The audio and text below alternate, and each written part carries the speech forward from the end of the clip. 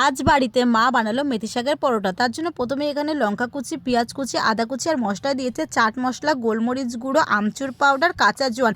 এগুলো মশলা দিয়ে তার মধ্যে দিয়েছি স্বাদ মতন চিনি, নুন, সব কিছু দিয়ে কিন্তু বেশ ভালো করে পেঁয়াজটা মেখে নিয়েছে। তারপরে কিন্তু ধুয়ে রাখা শাকটা এর মধ্যে দিয়ে ভালো করে চটকে নিয়ে তার মধ্যে অল্প পরিমাণে রিফাইন অয়েল দিয়ে আরও কিছুক্ষণ ভালো করে শাকটা কিন্তু ভালো করে চটকে নিয়ে তারপর এর মধ্যে পরিমাণ মতন আটা দিয়ে কিন্তু আটাটা বেশ ভালো করে মেখে নেওয়া হয়েছে। অল্প পরিমাণে জল দিয়ে তোমরা আটাটা বেশ ভালো করে মাখবে যাতে বেশ একটু নরম হয়। তারপরে দেখো প্রত্যেকটা লেচি খুব সুন্দর করে তৈরি করে নেওয়ার পর মা এখানে ভালো করে দেখো রুটিটা বেলে নিচ্ছে। তারপর রুটি বেলা হয়ে যাবার পর এখানে ফ্রাই প্যানের মধ্যে কিন্তু ভালো করে রুটিটা সেঁকে নিয়েছি। এপিট ওপিট ভালো করে সেঁকে নিয়ে তার মধ্যে কিন্তু রিফাইন অয়েল দিয়ে বেশ ভালো করে পরোটাটা ভেজে নিলে কিন্তু রেডি হয়ে গেল মেথি শাকের পরোটা। আর এই শীতে কিন্তু মেথি শাকের পরোটা, পালং শাকের পরোটা কিন্তু খেতে বেশ ভালোই লাগে। তো সেদিনকার রাতে ডিনারে ছিল মেথি শাকের পরোটা আর ধনেপাতার চাটনি। ধনেপাতার চাটনি দিয়ে মেথি শাকের পরোটাটা খেতে কিন্তু বেশ দারুণ লাগলো। ডিনারটা একদম জমে গেল। ভিডিওটা ভালো লাগলে অবশ্যই কিন্তু লাইক, কমেন্ট, শেয়ার আর চ্যানেলটা ফলো করতে ভুলো না।